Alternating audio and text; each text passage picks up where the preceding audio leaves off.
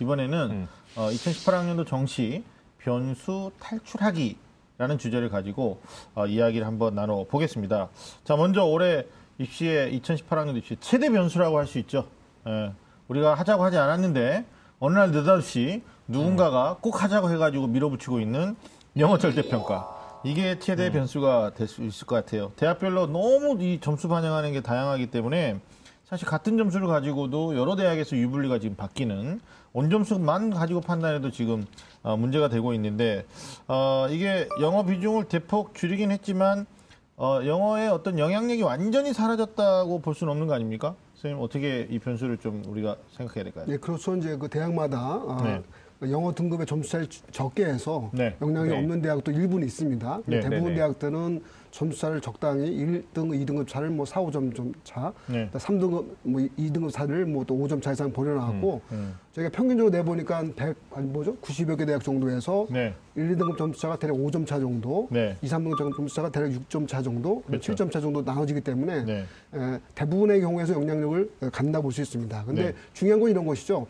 내가 받은 점수 가지고 당연히 등급은 알 수 있습니다. 네. 다만 네. 등급에 따른 그 대학별 점수 차가 다 다르기 때문에 네. 이런 부분들을 아주 면밀하게 봐서 네. 지원하는 것이 상당히 중요하겠죠. 알겠습니다.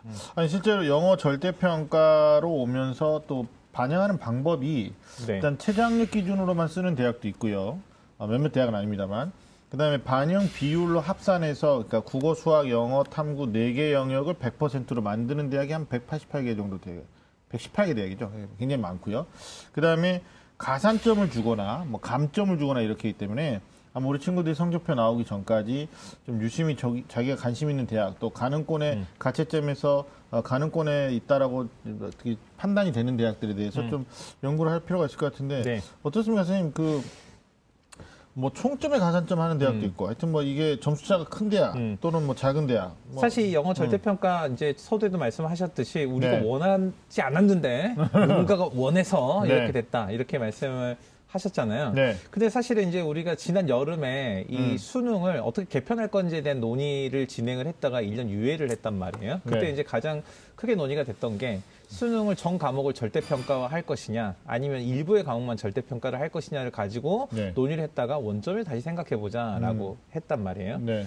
근데 사실 이 절대평가라는 것 자체가 이 상대평가에서 절대평가로 가게 되면은 이 수능을 우리 학생들의 어떤 대학 교육을 이수하는 데 필요한 최저 학력, 기본적인 학력의 기준으로 그냥 보는 거거든요. 네. 근데 이제 영어가 가장 먼저 절대평가가 됐잖아요. 네. 이제 이유는 한 두 가지 정도로 정리할 수 있는데 첫 번째는 이 고교 교육, 학교 교육 정상 관점에 봤을 때 사교육 시장을 가장 견인하고 있는 큰 역할을 하는 게 영어 과목이었다는 점하고 그다음에 단지 시험을 위한 시험으로 영어가 치러지다 보니까 이 네이티브, 그러니까 영어를 모국어로 사용하는 사람조차도 풀 수 없는 어려운 정말 이런 문제가 만들어지는 기현상이 벌어지는 것이 정상적이지 않다. 이런 관점에서 영어가 절대평가가 됐는데 부가적인 효과가 있었어요. 그러니까 전체 교육의 정상화라는 관점에서는 어떤 방향성에 있어서 좋은 시도, 좋은 출발이라고 생각할 수 있지만 그러다 보니까 현재 다른 과목들은 상대평가로 진행을 하는 과정에서 영어만 절대평가가 되다 보니까 오히려 전형의 복잡성의 관점에서는 더 복잡해진 거예요. 그렇죠. 그래서 우리 학생들이 아까 말씀하셨던 것처럼 각 대학들이 영어를 반영하는 방식에 대한 네. 충분한 이해 없이 네. 그냥 뭉뚱그려서 이걸 생각을 하고 판단을 했을 경우에는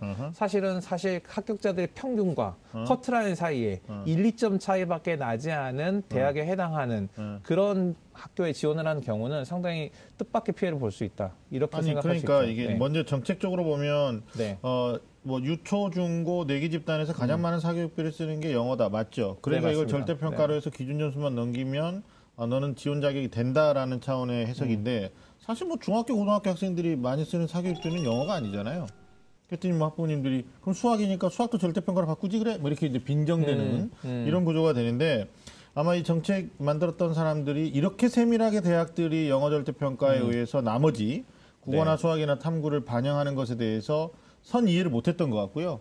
막상 자신의 자녀가 이런 문제에 봉착하고 있었다면 막 이거 가감하게 밀어붙이지 못했을 수도 있다라는 생각이 드는데 영어 절대평가가 최대 변수인 것은 영어의 득점 여부도 득점 여부지만 1등급이냐 아니냐 3등급까지 네. 떨어졌느냐 아니냐 이것도 중요하지만 결국은 또 국어 수학이잖아요. 네, 그렇죠. 선생님 어떻습니까? 지금 가채점 상태에서 학생들이 굉장히 그 국수 망해가지고요. 아예 재수도 결심하는 학생들도 있을 텐데 영어 때문에 이제 다른 영역에 어떻게 보면 변별력 확대에 대해서도 좀 짚어주시죠. 네, 일단 그 전에 영어가 절대평가에 대한 시행 여부, 정책적인 거, 그러니까 접어둡시다 일단. 이게 끝났으니까. 아니, 그 제가 말씀드리기 전에 접자고 하시죠. 제가 말씀 다 드렸는데 접자고 하시 그러니까. 일단 접어두고서 당장 급한 거 영어에 우리만 따라서 나빠. 영어에 따라서 어떤 문제가 발생했냐를 가장 저희가 중요하게 언급을 하게 되면요. 네. 그러니까 국수탄 비중이 너무 증가했습니다. 맞아요. 그러니까 실질적으로 작년만 해도 4개 영역 기준에서 판단하다 보니까 나름대로 변별력이 좀 더 있었단 말이에요. 그러니까 뭐 상위권과 중상위권, 중하위권 간의 점수차가 어느 정도 드러났는데 네네. 뭐 300점 만점, 뭐 편점수로 보면 600점 기준이고, 그렇죠. 뭐 4경일 때는 800점 기준 편점수, 원점 네. 400점 기준인데 이게 이제 편점수 600점 기준, 원점 300점 기준으로 이렇게 줄다 보니까 분명하게 수능에 변별력 있게 출제된다 하더라도 네네. 그 점수 차가 좁아지는 대신에 이제 변별력이 그만큼 떨어질 수밖에 없는 것이죠. 네. 그런 부분도 있더라고요. 그러니까 영어가 절대평가로 빠져나가는 바람에 국수탐에 대한 영향력이 커지고 그에 따라서 오히려 국수탐 가지고서 지원서를 정할 때 보면 내경력 정할 때보다 많이 좁혀졌다 이거죠. 네. 이런 부분들을 꼭 감안해야 될 것 같고요. 네. 그러니까 뭐 복잡한 점 확실히 맞습니다. 그래서 이제 자기가 받은 영어 등급에 따라서 네. 자기가 예를 들면 1등급 받았다고 하면 고민할 필요가 없겠죠. 네, 맞아요. 그죠? 다만 2등급 받은 학생은 3등급 받은 학생들이 지원대학에 비추어서 영어가 얼마 정도 감점이 되는지 네. 대체적으로 1등급 받은 학생에 비췄을 때 얼마 감점되는지를 살펴봐서 네. 국수탐 점수를 뭐 좀 더 여유 있게 봐야 될지 좀 더 줄여봐야 될지를 판단해야 될 것 같습니다. 그러니까요. 아니 뭐 4개 영역을 다 반영하는 대학이 이제 보편적으로 중상위권, 상위권 대학인데 또 일부 중위권이나 뭐 중하위권의 또 수도권 대학들이나 지방대 가면 아예 3개 영역만 반영하는 대학도 있단 말이에요. 네. 이제 뭐 한 해로 서울에 있는 덕성여자대학교 같은 경우는 문과는 또 2개는 국어 영어는 지정하는데 수학 탐구 중에 하나를 버리게 하고 뭐 이과 같은 경우에는 이제 수학하고 영어를 지적하고 국어 탐구 중에 선택하게 하는 이런 구조다 보니까 뭐 이런 데 이제 지원할 때는 영어가 갖는 변별력도 있지만 실제로 영어가 아닌 다른 과목의 네네. 점수 이것 때문에 지금 학생들이 굉장히 머리 아프거든요. 그래서 뭐 저는 이번에 뭐 입시 설명회 투어를 했지 않습니까? 그 수능 끝나고 나서 뭐 부산도 가고 대전도 가고 뭐 대치동부터 분당, 목동 뭐 안 가본 데가 없는데 전부 다 어떤 말씀을 하시냐면 쓸데없이 100점 맞았어요. 영어. 뭐 쓸데없이 97점 맞았어요. 영어. 아유, 뭐 괜히 했어요. 96점. 이런 한탄의 소리가 너무 많아요. 그러니까 작년 같은 경우에는 국어를 좀 못 보면 영어 잘 본 걸로 덮었죠. 그렇죠. 그게 가능했죠. 수학을 만약에 1등급이 아니었어도 국어 영어 잘 보면 이거 상쇄해가지고 대학을 갔단 말이에요. 근데 올해는 가장 행복한 애가 누구냐면 국어 1등급의 딱 끝에 뭐 90 한 3, 4점, 수학 92점, 근데 영어 딱 91점.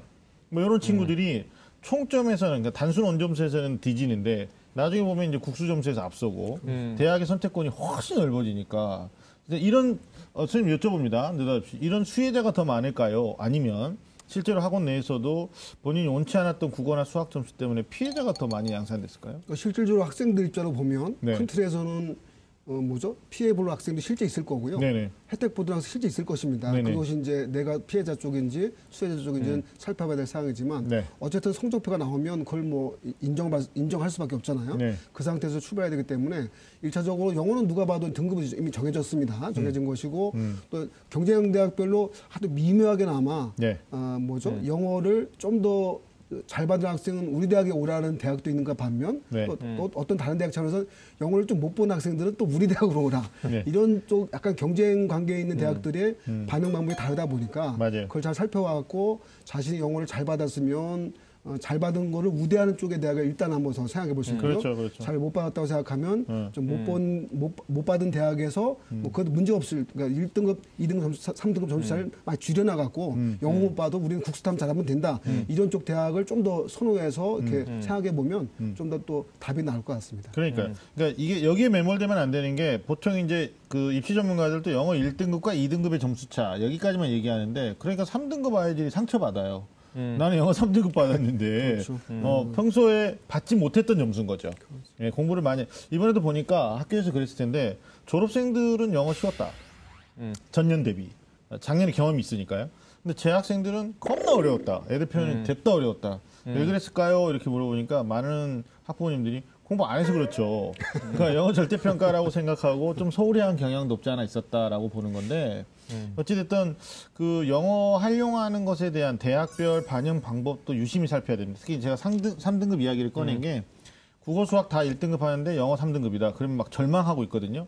야, 대학 못 가는 거 아니냐. 왜냐하면 입시 기간의 배치표를 보면 뭐 서울대, 연세대, 고려대 막 쭉 주요 한 6개 대학, 11개 대학을 딱 보면 영어는 1위해야 돼요. 뭐 이런 기준이 있단 말이에요. 그러니까 영어 1등급 하시고 나머지 성적 가지고 이러는데 실제로 저희들이 점수 이렇게 계속 돌려보면 연세대 같은 경우는 자연계가 뭐 1등급하고 3등급하고 점 차이가 한 12.5점. 예, 이 정도 차이 나는데 거기에 대한 11.1%를 반영하니까 점수 계산하면 한 1.12 정도 차이 나더라고요. 그러니까 오히려 성균관대가 5점 차이 나고 그러니까 이게 만약에 총점으로 보면 연대가 위에 있잖아요. 특정 대학 사례를 드는 건데 근데 오히려 성균관대가 또 불안할 수도 있고 뭐 이런 거니까 영어에 대한 값도 일단 정리하셔야 되고 또 국어 수학 우리 어종훈 선생님 정말 중요한 얘기 주셨는데 탐구 여기까지 다 합산했을 때 어떻게 되는지 올해는 아마 1월 6일부터 원수 접수가 시작되는데 4일까지 수시 결과 최종 나오고 5일날 2월 인원까지 다 나와야 되잖아요. 또. 나와야 되죠. 예, 그것까지 다 하고 눈치 작전. 이 눈치 작전 하라고 그러면 또 가족끼리 눈치를 봐요. 시험 못 봤지? 막 이러면서 너가 이런 점수를 받아오니 뭐 이러는데 자기 점수대하고 비슷한 또는 나보다 점수 높은 아이들의 지원 경향들을 좀 많이 살펴봐야 되지 않을까라는 생각이 듭니다. 그러니까 이게 영어 그 절대평가 시행을 하면서 이제 올해 처음으로 네. 사실 6월 모의고사랑 9월 모의고사, 대수능 모의고사에서 각각 영어 난이도가 좀 달랐어요. 네네. 그래서 6월에는 쉬운 듯 했지만 9월에는 정말 어려운 듯 어려웠죠. 해가지고 사실 이번 시험에서 영어 절대평가지만 완전 어려운 거 아니야? 뭐 이런 불안함이 맞아요, 좀 맞아요. 있었는데 네. 실제로는 6월과 9월이 한 중간 정도 수준에서 난이도로 출제가 됐단 말이에요. 네. 근데 이제 뭐 이런 얘기는 아까 오종호 선생님 처음에 얘기했지만 다 그만하고. 지난 얘기니까 그냥 그만하자. 그리고 이제 분명한 게 있는 것 같아요. 이 가채점을 받아든 상황에서 이제 성적표를 받기까지 우리가 어떤 자료를 근거로 해서 지원 전략을 미리 큰 틀에서 네. 고민을 해보느냐 이건데 네. 제 생각은 이래요. 이렇게 가채점 결과, 그러니까 다른 과목 같은 경우는 이 표준 점수라든지 아니면 등급 컷이 바뀔 수 있지만 가채점이 정확했다면 바뀌지 않는 게 있다면 그게 영어다. 영어지. 등급이죠. 그래서 네. 영어를 절대값으로 놓고 우리가 학생들이 지원이. 지원 전략을 일정 부분을 아웃라인 큰 틀을 정해 놓으면은 실제로 이제 성적표 받고 나서 지원 전략을 고민할 때 훨씬 효율적으로 할 수 있다. 맞아요. 네. 첨언하면 내가 이 영어 절대평가 1등급일 때, 2등급일 때 내가 원하는 네네. 대학이 감점이냐 가산점이냐 그렇죠. 그 같은 맥락이고요. 비율로 어떻게 몇 퍼센트를 반영하느냐. 총점에서 까는 거니까 뭐 이런 것들을 좀 미리 공부할 필요가 있겠다는 네.